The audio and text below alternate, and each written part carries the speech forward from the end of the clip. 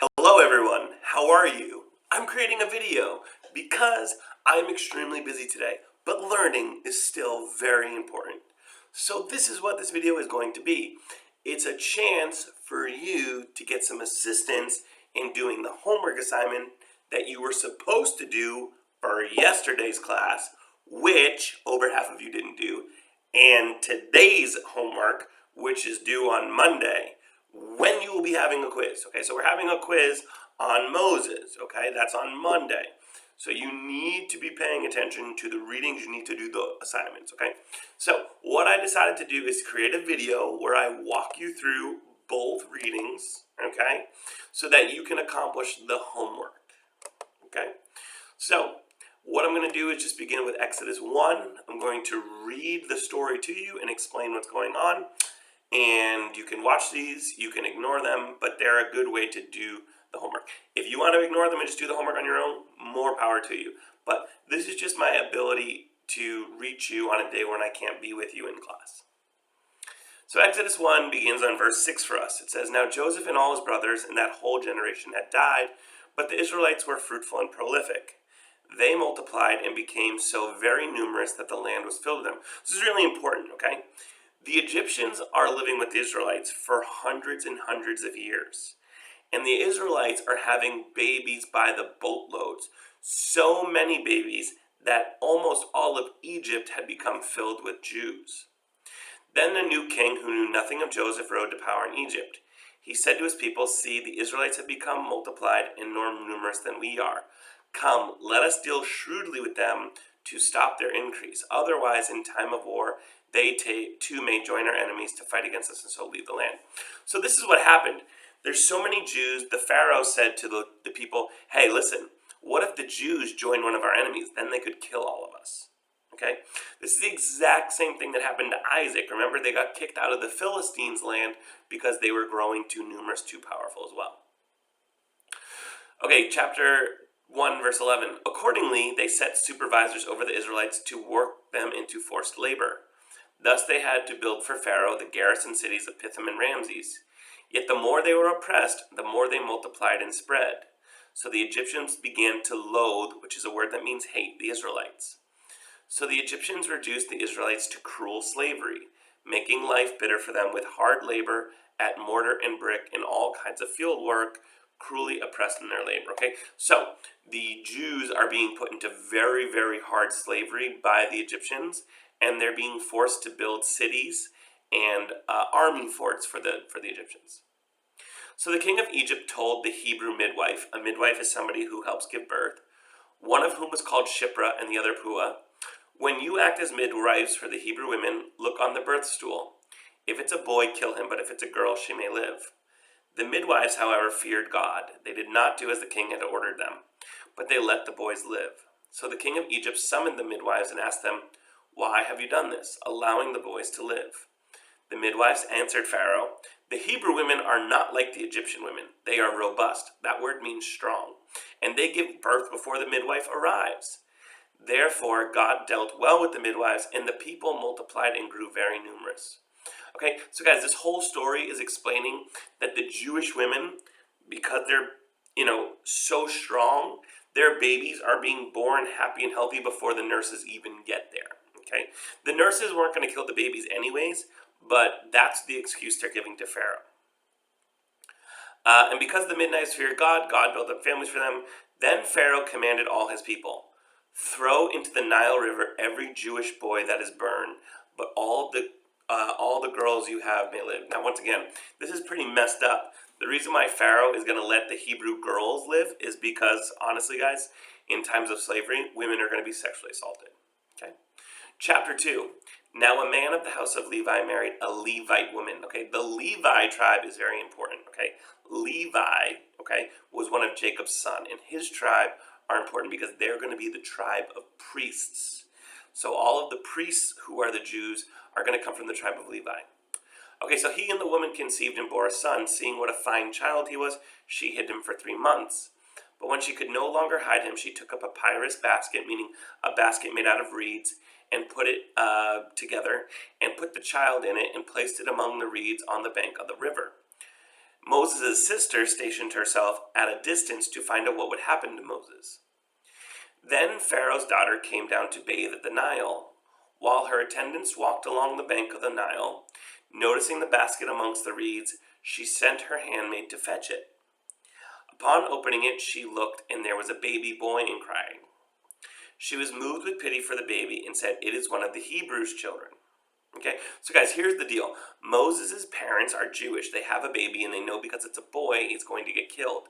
So for 3 months, they hide the baby. But then they realize, okay, that's not going to work.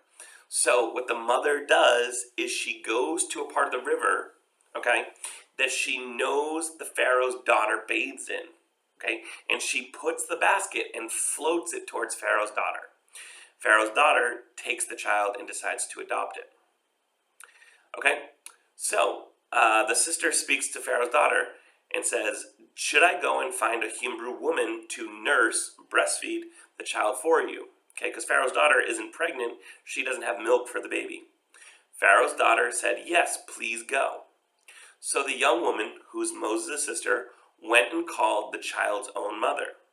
So Moses, even though he was separated from her mother in the basket, is actually going to be raised by his mother in a way. Okay? Because the sister was smart and went and got the mother for Pharaoh's daughter. Pharaoh's daughter said to Moses' mother, "Take this child and nurse him for me, and I will pay you wages." So the woman took the child and nursed him. When the child grew, she brought him to Pharaoh's daughter, and he became her son. She named him Moses, for she said, "I drew him out of the water." Okay? So unlike the movies that you guys are going to watch about Moses, right? You guys have probably seen Prince of Egypt. Maybe you've seen the old 10 Commandments. Moses didn't grow up like exactly in those movies. He didn't grow up in the prince's palace as a prince, okay? He did end up moving to the palace. He did end up living with the Egyptians, but he was raised as a child around the Hebrews. He knew he was a Hebrew, like he had a sense of who his people were, and he knew who his family was. Okay, so that's the reading for assignment number 1. Assignment number 2, which you're going to be doing today. On one occasion, after Moses had grown up, when he had gone out to his kinsmen and witnessed their forced labor, he saw an Egyptian strike a Hebrew, one of his own kinsmen. Looking about and seeing no one, he struck down the Egyptian and he hid him in the sand. The next day, Moses went out again, and now 2 Hebrews were fighting. So he asked the culprit, "Why are you striking your companion?" But he replied, "Who has appointed you ruler and judge over us? Are you thinking of killing me as you killed the Egyptian?" Moses became afraid and thought, "Oh no, the affair must certainly be known." When Pharaoh had heard of the affair, he sought to kill Moses. But Moses fled from Pharaoh and went to the land of Midian, okay? So guys, this is really weird, right? It's so odd because one, the Jews should be on Moses' side because he helped save the life of a Jew. He avenged a Jew. But for that, some reason, they think he's too Egyptian. They're mean to him. And Pharaoh, like Moses is technically adopted into his family, but see, he's not really treating him like an Egyptian. You see, if one of the Egyptian princes killed a taskmaster, you know, if the prince of Egypt killed the taskmaster, Pharaoh wouldn't want to kill him, okay? So Moses is like too Jewish for the Egyptians, and he's too Egyptians for the Hebrew. So he runs away. Now the priest of Midian, so this is the place where Moses runs away to, had 7 daughters, and they came to draw water and fill the troughs to water their father's flock. But the shepherds came and drove them away. Okay, so we have 2 groups of shepherds. One is all women, the other one is all men, and the men drive and beat and chase the women away. But Moses rose up in their defense. Okay, so Moses beat those guys up, and he watered the women's flock. When they returned to their father Reuel, he said to them, "How is it you have returned so soon today?" They answered, "An Egyptian delivered us from the shepherds. He even drew water for us and watered the flock." Guys, this is remarkably similar to the story of Jacob meeting Rachel and helping her water her flock. "Well, where is he?" he asked his daughters. "Why did you leave the man there? Invite him to have something to eat." Moses agreed to stay with him, and the man gave Moses his daughter Zipporah in marriage. She conceived and bore a son, who he named Gershom, for he said, "I am a stranger residing in a foreign land." So Moses' life, while taking a very tragic turn, he did have to run away from home. He was trying to be killed by his adopted family, the Egyptians, has really turned out pretty well. He's got the high priest of Midian is his father-in-law. He's got this amazing wife, and he's got a family, and it's just everything's going great for Moses. Until, the call of Moses. A long time passed during which the king of Egypt died. The Israelites groaned under their bondage and cried out. And from their bondage their cry for help went up to God. God heard their moaning, and God was mindful of his covenant with Abraham, Isaac, and Jacob. God saw the Israelites and God knew. Okay, so guys, the king that was wanting to kill Moses dies. So Moses is now completely pretty much in the clear. But see, the slaves, the Jewish slaves, are still crying out. They're still in pain. They're still suffering. And God remembers, right? God is mindful of the fact that he promised Abraham, Isaac, and Jacob to be their God, to protect their descendants, to build them into a mighty nation. But more importantly, he promised them a homeland. They're currently stuck in slavery. So God is going to do something because of the promise he made to Abraham, Isaac, and Jacob. Chapter 3. Meanwhile, Moses was tending the flock of his father-in-law Jethro, the priest of Midian. Leading the flock beyond the wilderness, he came to the mountain of God. There the angel of the Lord appeared to him as fire flaming out of a bush. When he looked, although the bush was on fire, it was not being consumed. Moses decided, I must turn aside to look at this remarkable sight. Why does the bush not burn up? So it's a miracle, guys, right? The bush is on fire, but nothing's burning. When the Lord saw that he had turned aside to look, God called out to him from the bushes, Moses, Moses. Moses answered, Here I am. God said, Do not come near. Remove your sandals from your feet, for the place where you stand is holy ground. God said, I am the God of your father, the God of Abraham, the God of Isaac, and the God of Jacob. Moses hid his face, for he was afraid to look at God. But the Lord said, I have witnessed the affliction of my people in Egypt, and I have heard their cry against their taskmasters. So I know well that they are suffering. Therefore I have come down to rescue them from the power of the Egyptians, and to lead them up from that land into a good and spacious land, a land flowing with milk and honey, and the country of the Canaanites. Okay? So God is telling Moses, hey, listen, I know my people are suffering. I made promises to their ancestors to protect them. I made promises to give them a holy land, the land of Canaan. But Moses says to God, Who am I that I should go to Pharaoh and bring the Israelites out of Egypt? God answers, But I will be with you, and this will be your sign that I have sent you. When you have brought the people out of Egypt, you will serve God at this mountain. But Moses said to God, If I go to the Israelites and say to them, The God of your ancestors has sent me to you, and they ask me, Well, what is his name? What do I tell them? So Moses is saying, well, how are the Jews even supposed to know that I really represent Abraham, Isaac, and Jacob's God? God replies to Moses, My name is I am who am. Okay? I am who am. Then he added, This is what you will tell the Israelites. I am has sent you to me. God spoke further to Moses. This is what you will say to the Israelites. The Lord, the God of your ancestors, the God of Abraham, the God of Isaac, and the God of Jacob has sent me to you. This is my name forever, and this is my title for all generations. So God's name is I am who am, and this will be his name forever, right? This is the name of the God of Abraham, the God of Isaac, the God of Jacob.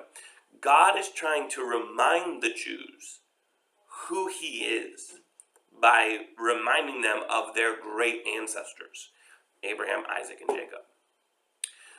God continues telling Moses what to do.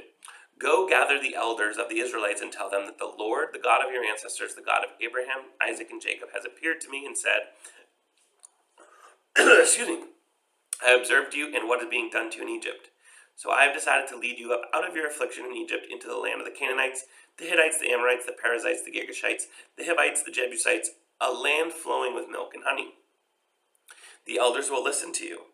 Then you and the elders of Israel will go to the king of Egypt and say to him, The Lord, the God of the Hebrews, has come to meet us. So now let us go a 3 days journey into the wilderness to sacrifice to the Lord our God.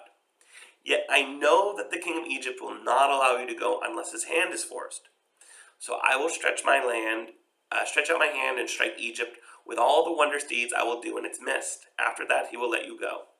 I will even make the Egyptians so well disposed towards his people that when you go, you will not go empty-handed. Every woman will ask her neighbor and the resident alien in her house for silver and gold articles and for clothing, and you will put them on your sons and daughters, so you will plunder the Egyptians. So here's the deal, right? So here's the plan. God is saying to Moses, go get all of the elders, go get the leaders of the Jews, go to Pharaoh and say, we want to go into the wilderness to worship God. He says, Pharaoh won't let you go. And because Pharaoh isn't going to let you go, I'm going to do horrible, horrible, miracle, terrible things to the Egyptians. I'm going to do things that are so bad that eventually the Egyptians are going to go. But not only are they going to go, they're going to pay you to leave. You're going to walk into their house and say, give me your silver and your gold, and they're going to give you their silver and your gold. That is how you're going to be rich enough to be your own nation one day. But objected Moses. Okay, so this is chapter 4. We're almost done. But objected Moses, suppose they do not believe me or listen to me, for they may say, the Lord did not appear to you. The Lord said to Moses, what is in your hand? A staff, Moses answered. God said, throw it on the ground. So Moses threw it on the ground, and it became a snake, and Moses backed away from it. Then the Lord said to Moses, now stretch out your hand and take a hold of its tail. So Moses stretched out his hand, and he took a hold of the snake, and it became a staff in his hand again. That is so they will believe that the Lord, the God of their ancestors, the God of Abraham, Isaac, and Jacob, did appear to you. So what God's basically telling Moses here is, listen, you're going to have the ability to produce miracles. You will literally be able to prove to the Jews that I am with you and that you have my power. Again, the Lord said to him, put your hand into the fold of your garment. He put his hand into the fold of his garment, and when he drew it out, his hand was covered with scales like snowflakes. Then God said, put your hand back into the fold of your garment. So he put his hand back into the fold of his garment, and when he drew it out, there again was his hand like his own flesh. If they did not believe you or pay attention to the first message, they should definitely believe the message of the second sign. And if they do not believe even these two signs and do not listen to you, take some water from the Nile and pour it onto the dry land. The water you take from the Nile will become blood. Okay? So the thing that's happening here is God is explaining to Moses, I will give you a series of miracles so that nobody can accuse you of being a magician or having tricks. They will know that I am real and you represent me. Moses, however, said to the Lord, if you please, my Lord, I have never been eloquent, neither in the past nor now, that you have spoken to your servant. I am slow of speech and slow of tongue. So Moses is reminding God, but God, I have a speech impediment. So Moses has a very hard time speaking. He has some sort of speech impediment. He has some sort of issue with his tongue that when he goes to speak, the words don't come out correctly. He has a very hard time speaking. But the Lord said to him, who gives a person speech? Who makes one person mute and one person deaf? One person able to see and one person blind? Is it not I, the Lord? Now go. I, God, will assist you in speaking. I will teach you what you are to say. But Moses said, if you please, my Lord, please send someone else. Okay, so Moses doesn't want to go because he's so afraid that he's not equipped, he's not good enough for this mission. The Lord then became angry with Moses, and he said, I know there is your brother, Aaron the Levite. Okay, so remember, Moses has brothers and sisters, and they are Levites who are priests. Aaron is a good speaker. Even now, Aaron is on his way to meet you. When he sees you, he will truly be glad. You will speak to him and put the words in his mouth. I will assist both of you and him in speaking and teach both of you what you are to do. Aaron will speak to the people for you. He will be your spokesman, and you will be as God to him. Take this staff in your hand, and with it you are to perform the signs. After this, Moses returned to Jethro, his father-in-law, and said to him, let me return to my people in Egypt to see whether they are still living. Jethro replied to Moses, go in peace. Then the Lord said to Moses, return to Egypt, for all those who sought your life are dead. Remember, Pharaoh has died. So Moses took his wife and his sons, he mounted them on the donkey, and he started back to the land of Egypt. Moses took the staff of God with him. The Lord said to Moses, "On your return to Egypt, see that you perform before Pharaoh all the wonders I have put in your power. I, however, will harden Pharaoh's heart, and he will not let the people go. So you will say to Pharaoh, 'Thus says the Lord, Israel is my first son, my firstborn. I say to you, let my son go so he may serve me. Since you have refused to let him go, I will kill your son, your firstborn.'" So once again, guys, God is explaining the plan. God is going to send Moses to tell Pharaoh, "I love the Israelites. They are like my firstborn child. Let them go." Pharaoh won't let them go. So because Pharaoh is hurting God's children, God is saying he's going to hurt Pharaoh's children. Okay. The Lord God then said to Aaron, this is Moses' brother who's a priest, "Go into the wilderness to meet Moses." So Aaron went. When he met at the mountain of God, Aaron kissed Moses. Moses told Aaron everything that the Lord had said to him that day, and all the signs he had commanded Moses to do. Then Moses and Aaron went and gathered all the Israelites' elders. Aaron told the elders everything that the Lord had said to Moses, and he performed the signs before the people, meaning he performed the miracles. All of the people believed when they heard that the Lord had observed the Israelites and had seen their affliction. They then knelt and bowed down.